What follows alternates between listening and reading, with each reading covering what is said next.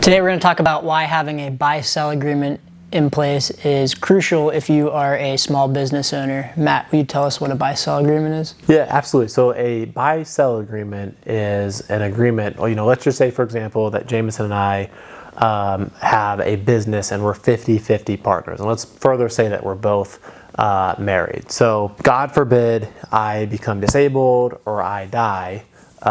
If we don't have this agreement in place, naturally, in most states, my spouse would then take over or have 50% rights to that business or the financial incentive. But if my spouse wasn't involved or had no idea what the inner workings of the businesses, Jameson may not want to be in business with that spouse. Then there's going to potentially be disagreements, misalignments, potentially there's a misunderstanding of how the cash flow or the finances work. Maybe the funding isn't there to buy that spouse out right away. Maybe we're in the middle of a recession.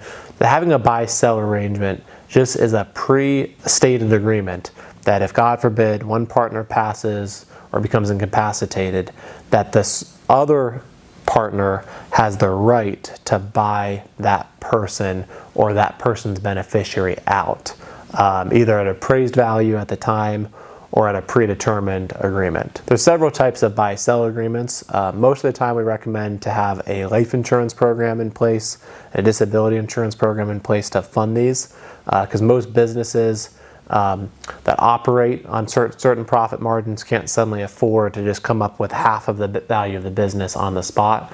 So having an insurance program would look like this. If our business was worth $2 million and I had the rights to 50% of that, Jameson had the rights to 50%, we'd each have $1 million of equity in the business.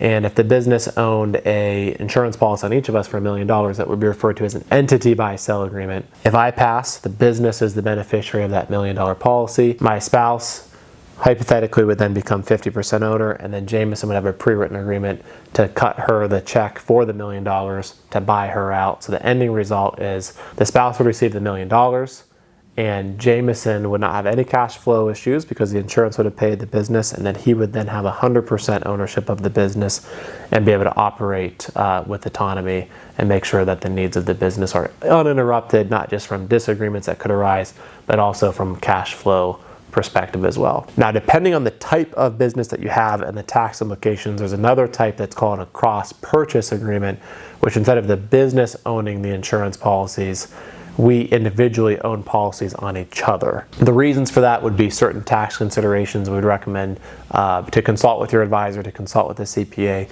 to see which arrangement is best for you if you're a small business owner.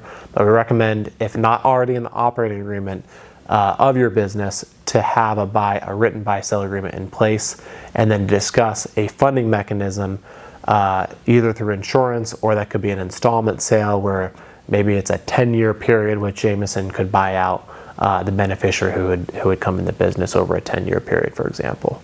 Any questions on this? We look forward to answering.